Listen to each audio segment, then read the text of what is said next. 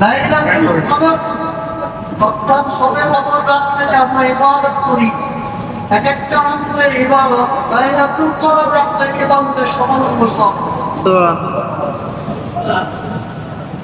আস্তানা না করার কারণে, আরবি মাস চেনা যাওয়া না জানার কারণে এই আমলগুলোর অবহেলায় নষ্ট হয়ে যাচ্ছে। রহমতে বাহার আমি কিয়ামতের দিন আল্লাহ রাব্বুল আলামিনের রহমত বাহানা করছেন। আল্লাহ রাব্বুল আলামিন চাইলেন আমাদের একটা বান্দাও যেন জাহান্নামে না যায়। বিভিন্ন বাহানা করছে, যে বাহানা যে খুঁজবেন এর প্রমাণ কি?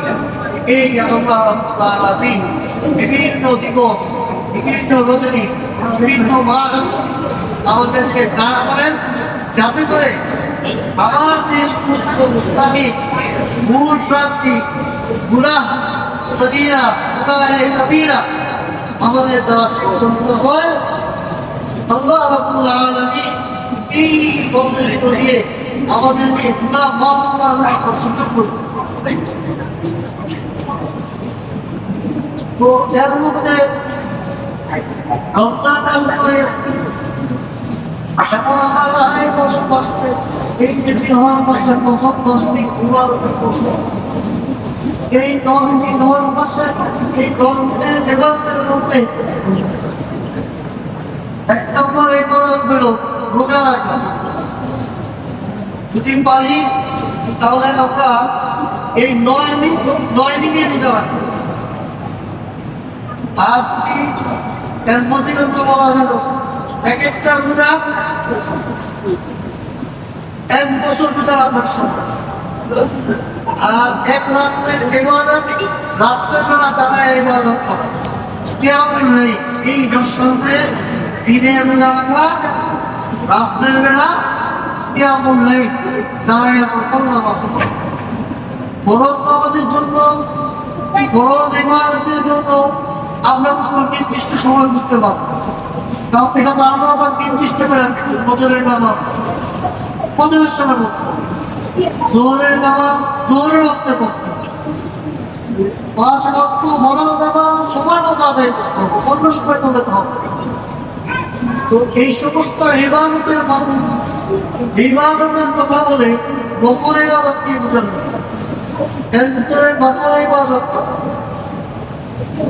তার চিন্তা করা, বেশি বেশি দোয়াগুলো পাঠ করা, জিকির আজকার করা, যেমন 9 দিন রোজা রাখা এবং রাত্রে জাগিয়া নামাজ, বেশি বেশি নামাজ পড়া, চলাফেরার সময় উঠা বসা, ব্যবসা বাণিজ্যে ফার্ম করে ইস্তেগফার পাঠ করা, এর ভিতরে লা ইলাহা ইল্লাল্লাহ,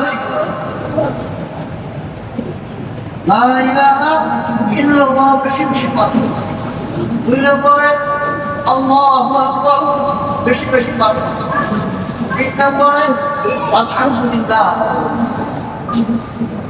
এই 9 দিন হেলায়া হেলায়া অবহেলা নষ্ট না করতে, যদি আমরা এই ইবাদতগুলো আমরা করতে পারি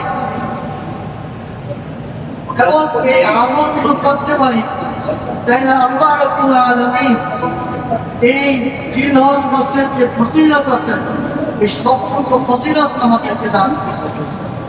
এই জন্য এই মাসটাতে এই 10টা দিনকে অবহেলা না করে, হয়তো আজকে 27 তারিখ, 28, 30, 4 দিন আপনি মন্দির সভা 3 দিন থেকে জিলহজ মাস শুরু হয়েছে।